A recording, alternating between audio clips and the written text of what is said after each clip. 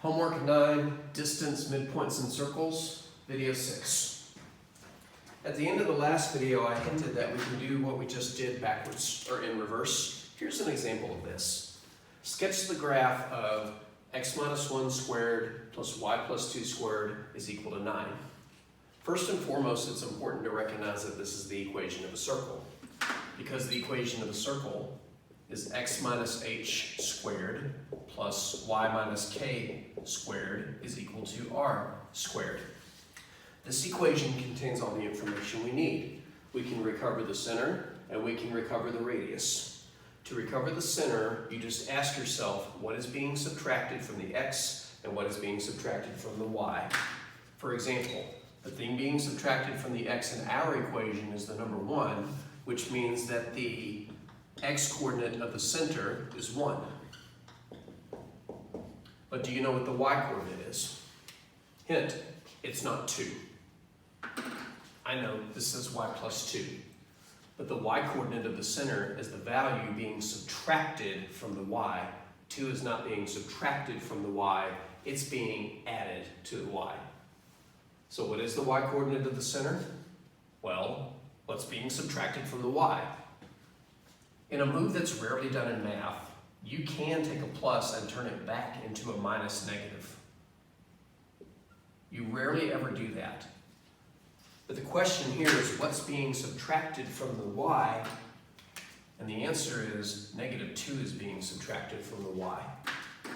Now you don't have to physically change the plus into minus and negative, but that's the reason that the y-coordinate of the center is negative 2 instead of positive 2. But let's be frank. The easiest way to pull out the center is to just take these two numbers and change their signs.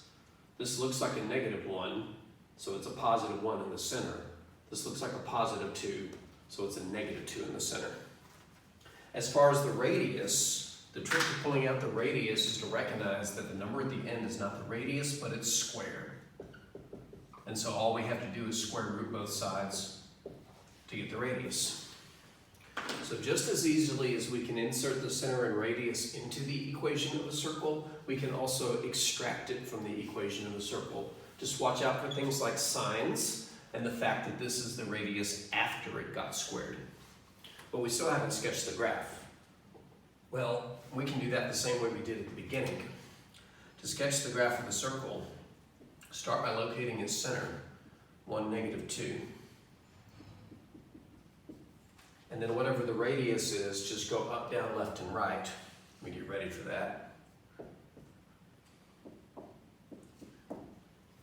If I go up 3, but I'm down 2, that puts me up 1. The x didn't change, but the y is now 1. If I'm at 1, negative 2, and I go down 3, that puts me at 1, negative 5. If I'm at 1, negative 2, and go to the right 3, that puts me at 4, negative 2.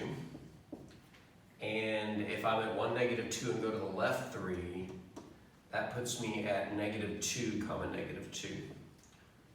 4 quarter circles later, and I get one of the worst circles I've drawn in a while. Looks more elliptical, but I digress. You can extract information from an equation of a circle in order to graph the circle. One more problem.